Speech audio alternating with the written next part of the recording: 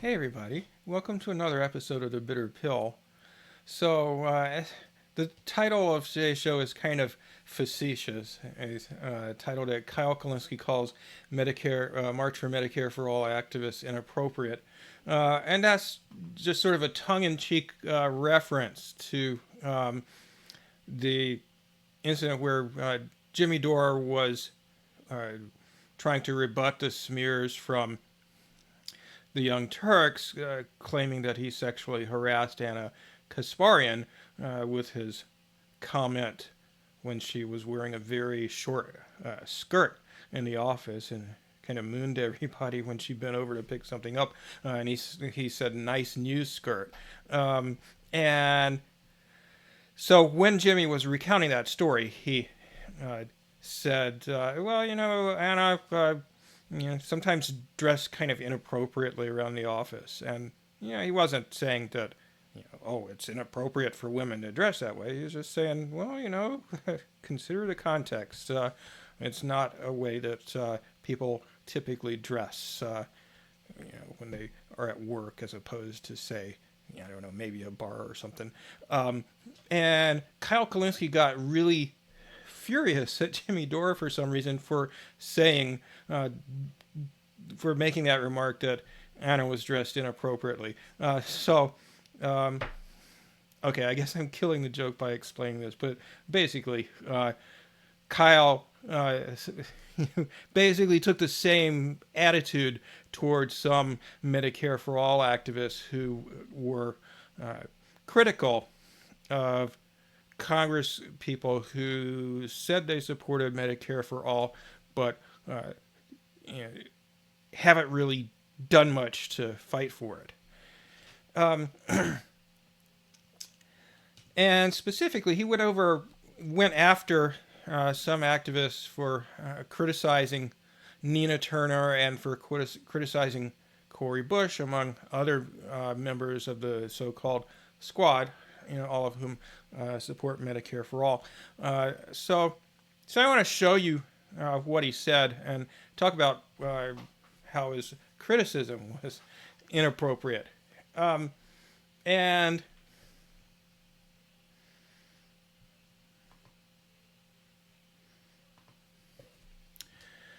let me just first talk about what led up to this. As I talked about in a video I made over the weekend last Saturday, which I'm sorry it's been so long. I really intended to do another video a couple of days ago, but it was getting late both nights, and I was just kind of too tired to do a video, so I put it off until today. Anyway, um, as you may be aware, back in late December, early January, there was a movement called Force the Vote, which was aimed at advocating that members of Congress, such as AOC and Cori Bush and Ilhan Omar and so forth, who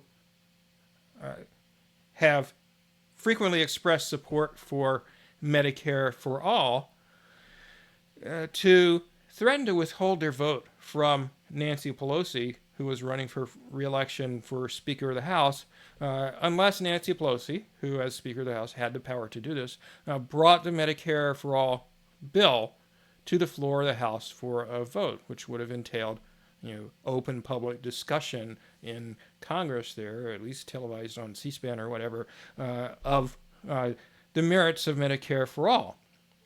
And that would have been a good opportunity for publicity for it, even though it wouldn't have passed and so forth. And, long story short, none of the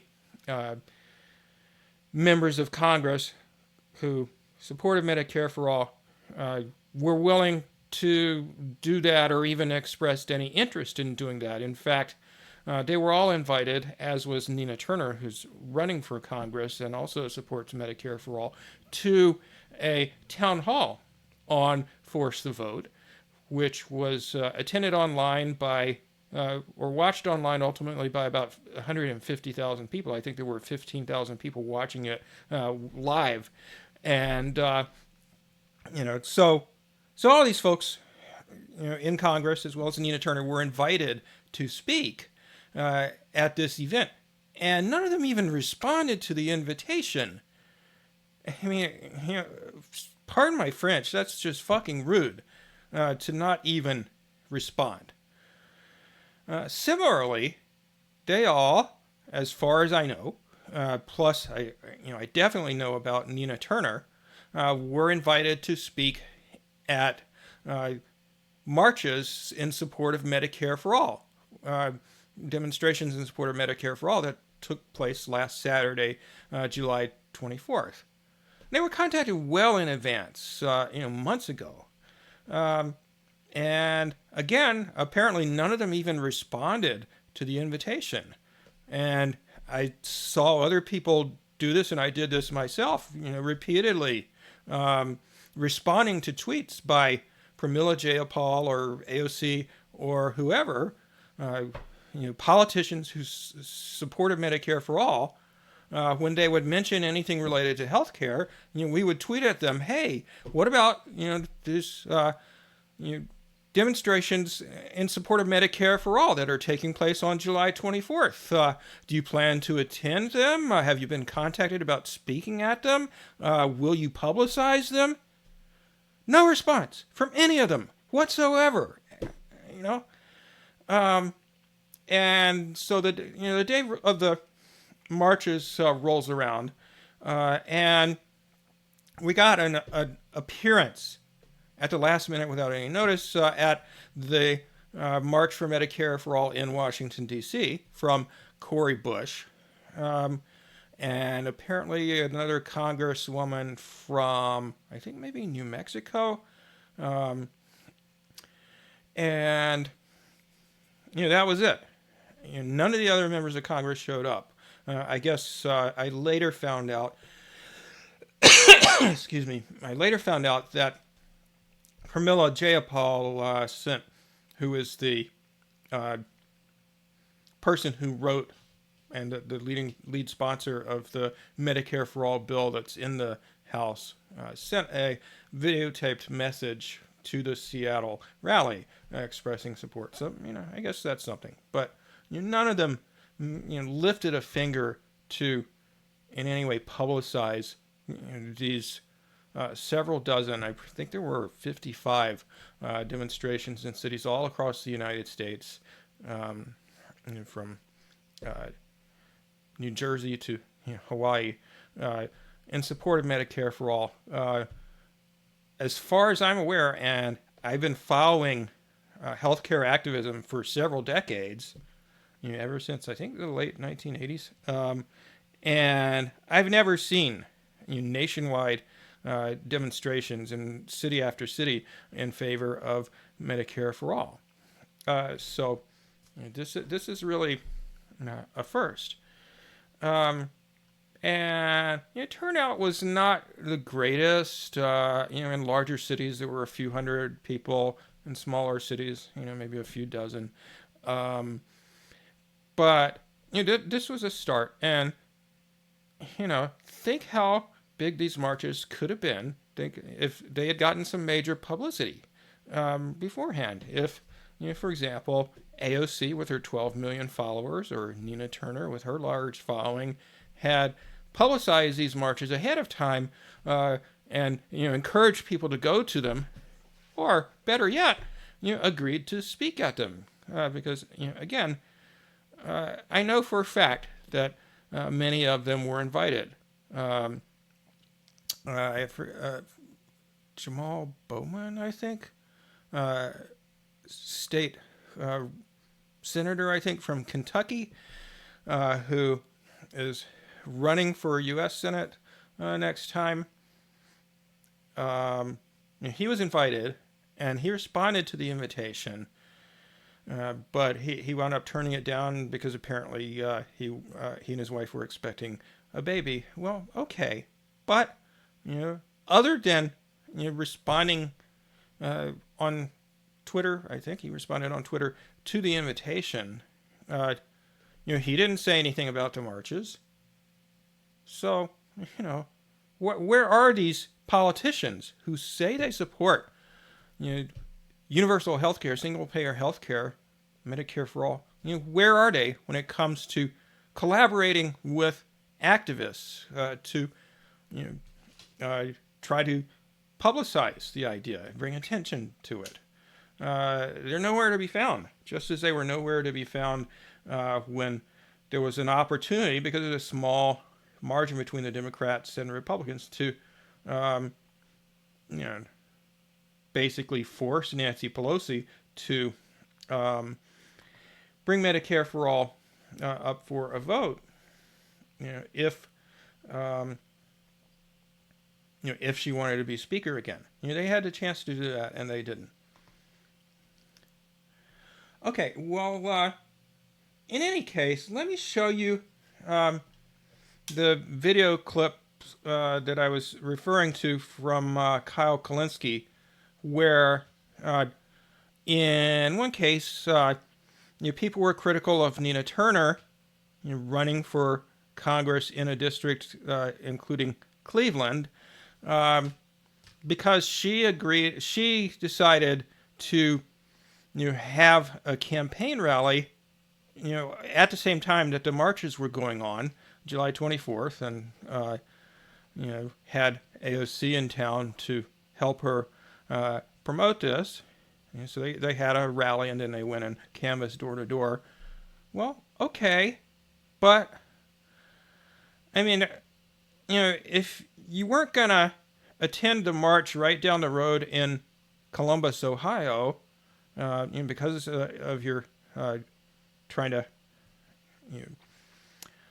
push hard toward the end of your campaign, okay, that's fine. But at least talk to people who are trying to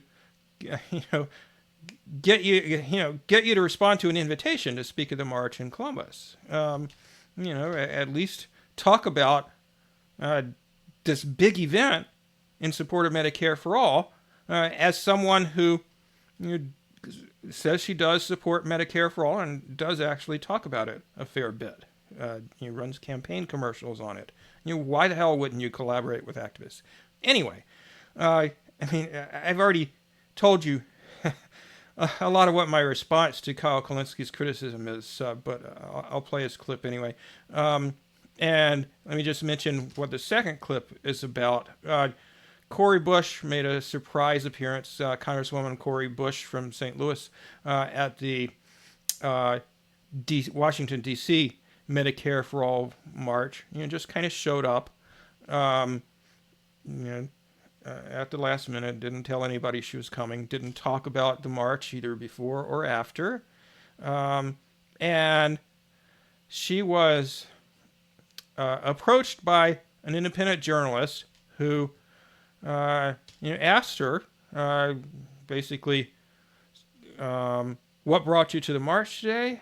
And when the opportunity for the squad or progressives in Congress arises to collaborate as a group and use your leverage to pressure,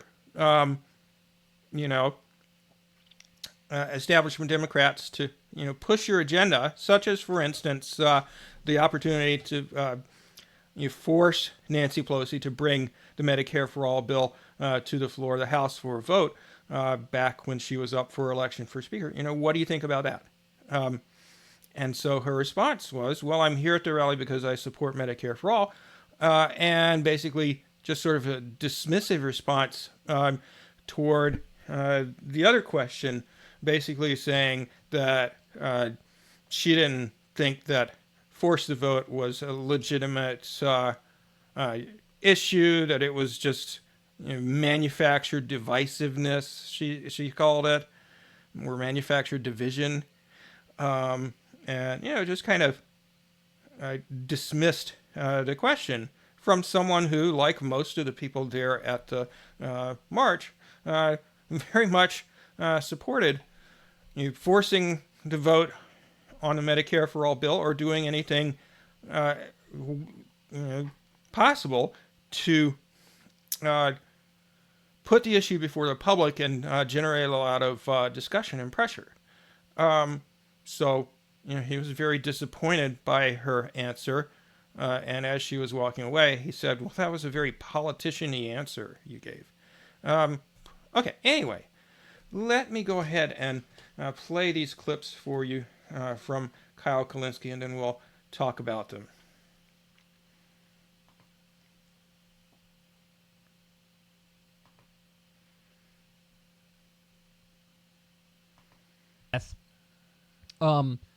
The other criticism was, well, you know, a lot of what was going on in these rallies is people were like dumping on Nina Turner, for example, because I guess Nina Turner was invited, but she already was doing a campaign event for her race. By the way, the election is coming up very soon for Ohio's 11th district.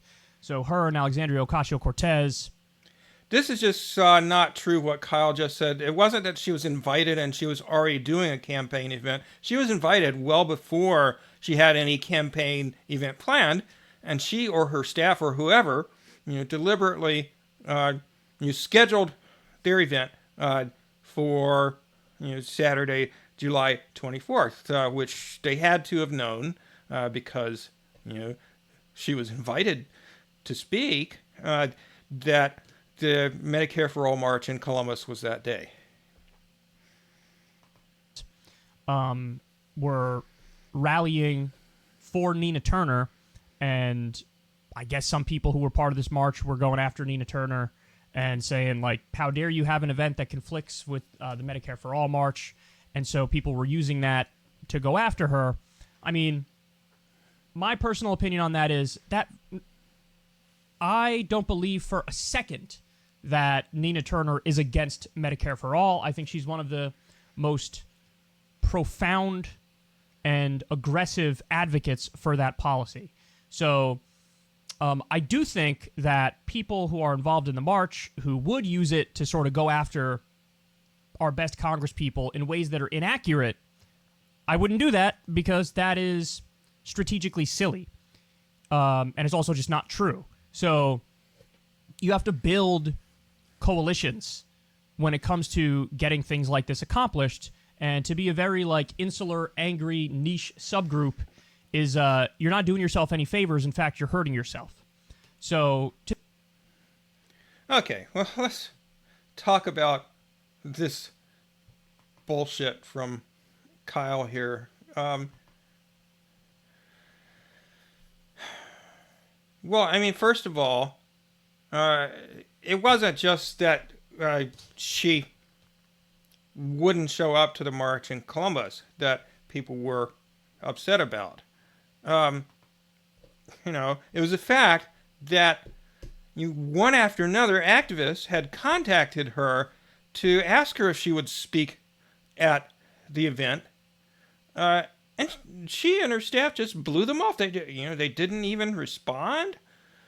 And of course, she knew about this march on Saturday, July 24th. There's no way she could not have known about it. She's on Twitter pretty regularly.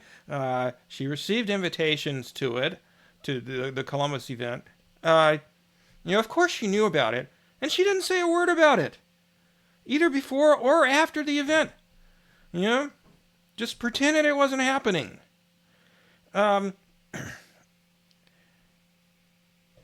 Why would a supporter of Medicare for All refuse to tweet or speak about the marches? She's a prominent person whose words would reach hundreds of thousands of people, at least. She could have effectively publicized the event. It's just irresponsible not to. And, again, organizers reached out to her several months ago about the event in Columbus. She didn't have a campaign event scheduled on July 24th when she was first contacted, certainly. Okay, but let's suppose she took the position, well, I'm in a tight race for Congress with a shitty corporate Democrat. I have to spend every moment I can, here in the Cleveland area campaigning, so I can't afford to take, a few hours off to go to Columbus, 10 days or whatever it is before my election. Okay. Well,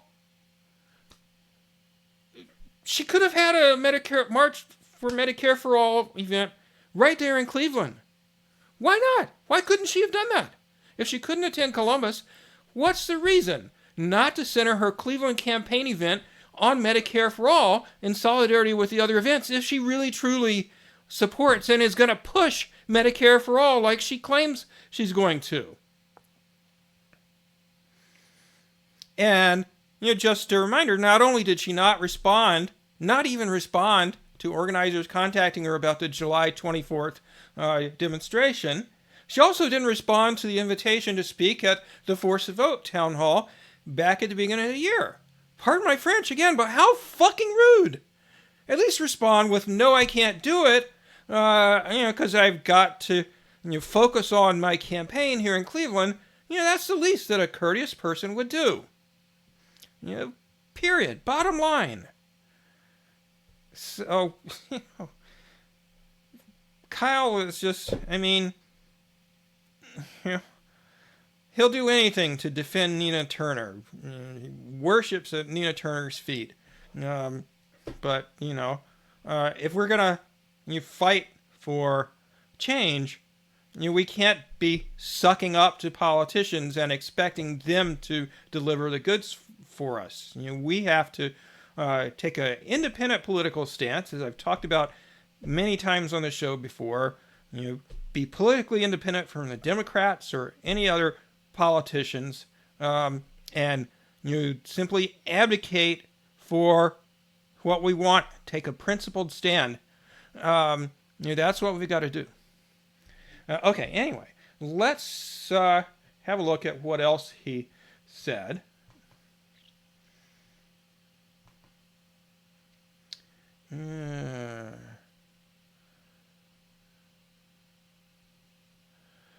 Not sure why it's not going to that. Okay, that's not what I wanted. Sorry, hold on.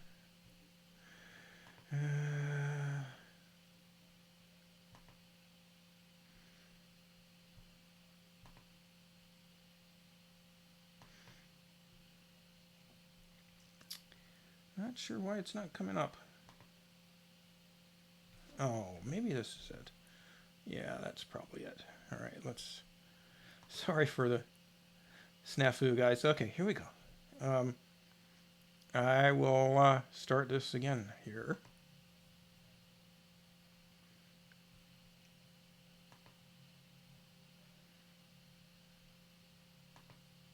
To the extent that there was anybody who was making that argument, and maybe there were, but I think it's a tiny, tiny, tiny percentage of the people who were involved in the march, I would say, relax, breathe, it's okay. Nina Turner, it would be one of our biggest champions, and everybody better go vote for her. Another criticism was in regards to Cori Bush. Cori Bush showed up to one of these events, and then you had, some angry, disgruntled person at one of the events who was basically, I guess you could say, screaming at Cori Bush or calling out Cori Bush and basically saying, like, where were you on Force the Vote? You were nowhere to be found. So basically sort of trying to make it seem like she's an enemy. Guys, the reason she showed up to the march is because she believes in Medicare for All and she wants to show support. So for her to then do the right... No, let me play the rest of it. ...right thing, and then you attack her for, what, not doing the right thing sooner? That's a little context dense. This is, if you want to really win people over, to be your ally, and to fight arm in arm with you, you don't look at something they do that's positive and then give them shit for something that they previously did that's negative.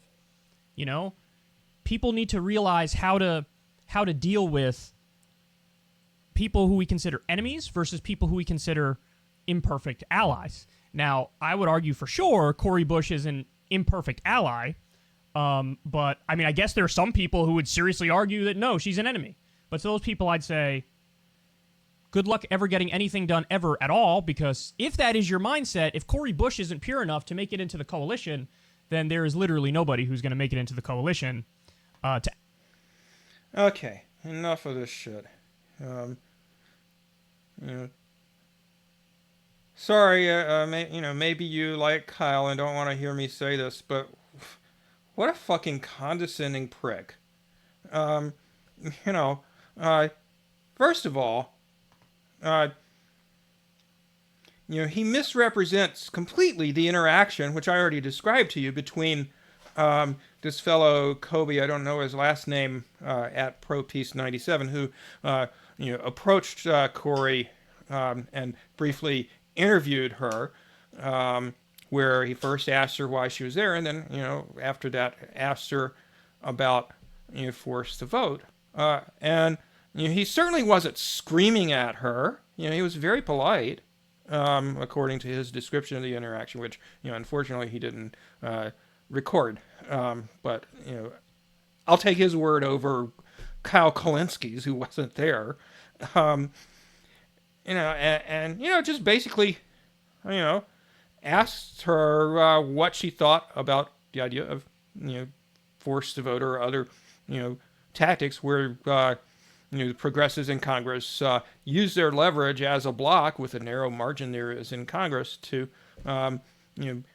pressure the rest of Congress to support their agenda in various ways, such as withholding their vote from a piece of legislation that needed to pass in order to get something in it that they wanted, or to force a vote when the Speaker of the House vote came up, or what have you. And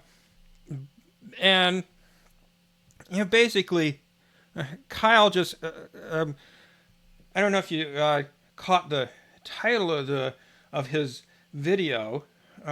It was Media Ignores Medicare for All rally in 40 plus cities. It was actually 50 plus, but that's the title of his video. But he spent literally less than 2 minutes talking about the topic of his video, the fact that the mainstream media largely, almost completely ignored these nationwide protests, which, I'm glad he pointed that out. But, he spent like less than 2 minutes talking about that, and most of the rest of this 21-minute video basically attacking Medicare for All activists for not kissing politicians' asses enough, I guess. And this idea that,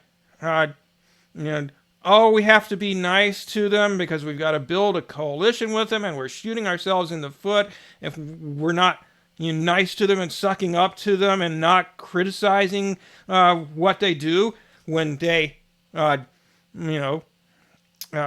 refuse to push for Medicare for All or other legislative changes when they have the opportunity. That we should just shut up about that, I guess.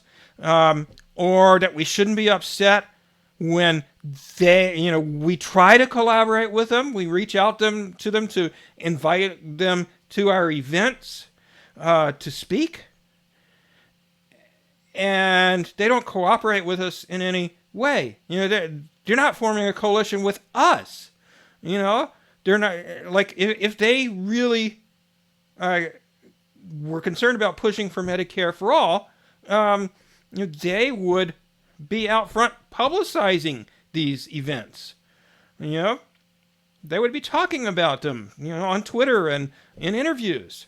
But they didn't. They didn't say a fucking word.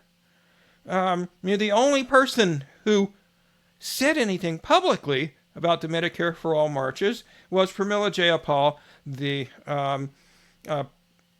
author and lead sponsor of the Medicare for All bill that's in the House. Well, okay, that's something, but you got to do more than that, and that's not enough, especially given that you, Congresswoman Jayapal, like everybody else, just in the Democratic Party, just gave your vote to Nancy Pelosi for Speaker of the House with no strings attached, no attempt to get any sorts of concessions whatsoever for anything. Just nothing.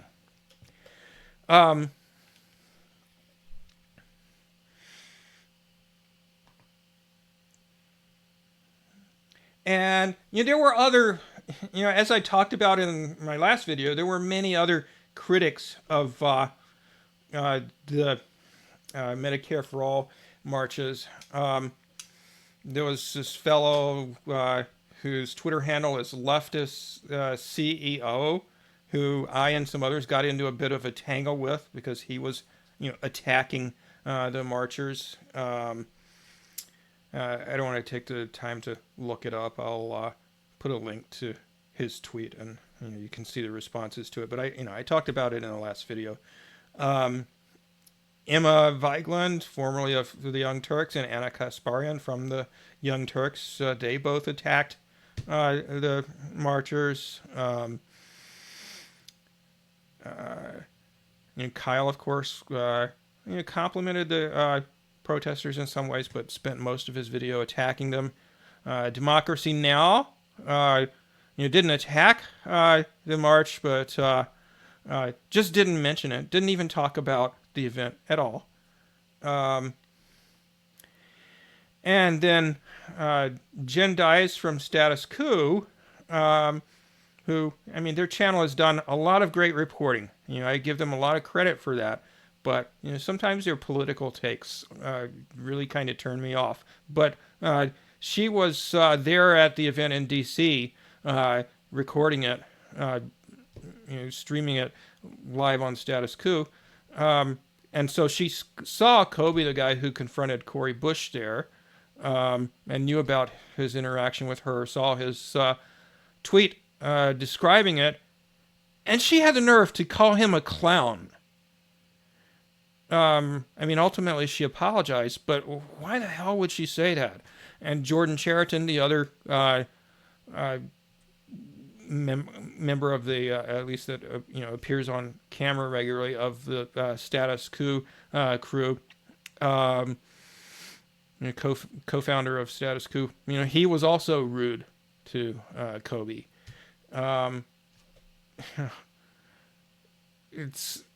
And, both of them took the same sort of perspective as Kyle, that, we have to support the squad. We can't be too critical of them. Just BS. Because, if we're going to get anywhere, we have to hold politicians' feet to the fire. And, some of these politicians who were trying to hold their feet to the fire, they even said, AOC said, Bernie Sanders said, way back in the day, Roosevelt said, you activists have to push me and make me do the right thing. You've got to put pressure on politicians. The grassroots are very important in order for us to make progress. And then when they get in Congress, they just, after they've talked up the importance of grassroots activism, they just blow activists off. Bernie Sanders also said nothing about the marches in support of his signature issue, Medicare for All. Didn't say a fucking word about it. In fact, I did a Twitter advanced search looking for mentions of Medicare for All from Bernie Sanders this year. Yeah, unless you've been following him closely, maybe you're kind of shocked to hear this, but he has not once this entire fucking year said anything about Medicare for All from his Twitter accounts. Not once. And this is the issue that he centered his campaign around, both in 2016 and 2020. Fucking nothing about it this year so far. Nothing. And just ignored the biggest public demonstrations in favor of Medicare for All that have ever happened. And I can't imagine that he wasn't invited to speak at one of them, or either. Surely he was. But he just ignored it. Okay, last thing I wanted to tell you about was what I thought was the perfect comeback to these criticisms from people like Kyle and the Status Quo team and others that are basically just, don't be too critical of the squad. We're going to work with them, blah, blah, blah. Steph Zamorano, Jimmy Dore's wife and a comedian in her own right, said, let me see if I make sure I'm showing you this. Urgent. Every country has better health care than we do. That means they're way nicer to their politicians than us. Wednesday, July 28th is National Medicare for All Pretty Please Day. Tweet Medicare for All Pretty Please. Hashtag M4APP. I thought that was great. It really summed up the absurd reactions from some left commentators. We got to do better than this. We got to get it through our heads that okay, maybe members of Congress who say they support Medicare for all aren't our enemies. At least there's a chance of getting them to genuinely support Medicare for all, but they're not doing anything right now to push it. AOC said in a recent interview that she really hoped that if she had a daughter, that by the time her daughter grew up and was her age, in her early 30s, like 30 years from now, hopefully by then we'd have Medicare for all. Fuck that. We want it now. We need it now. And we have to fight for it, and we have to put pressure on these politicians to also fight for it, or we're just never going to get there. It's not going to go well for us if all we're doing is trying to put time and energy and resources every couple of years into getting a couple more members of Congress who support Medicare for all. We've got to fight harder than that.